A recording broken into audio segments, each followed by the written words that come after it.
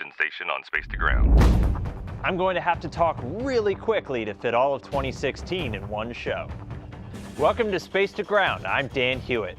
2016 was packed with incredible events on the station, so let's cover a few highlights, starting with the science.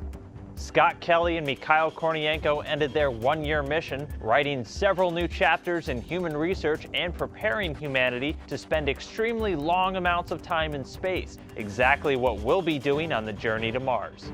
One technology that could shape the way humans travel to Mars and beyond is the first human-rated expandable habitat, the Bigelow Expandable Activity Module, or BEAM, which was installed during some exciting robotics in May. And keeping a unique eye on our planet, the Meteor payload has been watching space rocks burn up in our atmosphere to help study their composition and behavior, the only time shooting stars have been observed from space.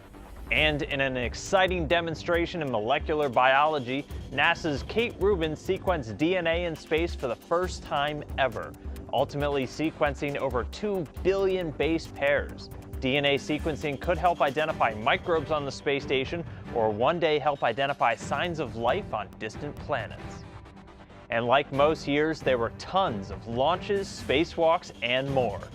4 Soyuz crafts launched crews to the station, with crew members coming from the US, Russia, Japan, and France. 7 cargo vehicles carried supplies to the station in 2016, including 2 SpaceX Dragons, 2 orbital ATK Cygnuses, 2 Russian Progresses, and a Japanese HTV.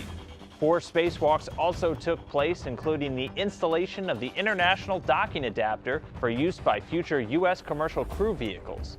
And in May, the space station marked its 100,000th orbit around the Earth, traveling a distance of more than 2.6 billion miles. And 2017 will start off busy as ever, with a lot in store for the Orbital Laboratory.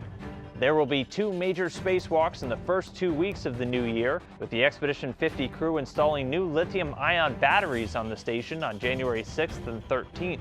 Later on, NASA's Peggy Whitson will become the first female astronaut to command the station twice when she assumes the reins for Expedition 51. Several astronauts will also be making their first trips to space next year, including NASA astronauts Jack Fisher, Mark Vande Hei, and Scott Tingle. And by the end of 2017, NASA's Commercial Crew Program will be ramping up as we get closer to sending crews to the station on US spacecraft for the first time since the Space Shuttle retired. We'll close this year with a special message from the crew for the holidays.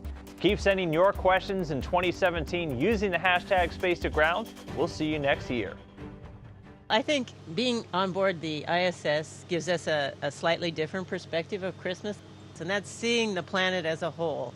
And it actually reinforces the fact that we should live as one people and strive for peace. So from the Expedition 50 crew, we want to wish you a Merry Christmas and Happy Holidays.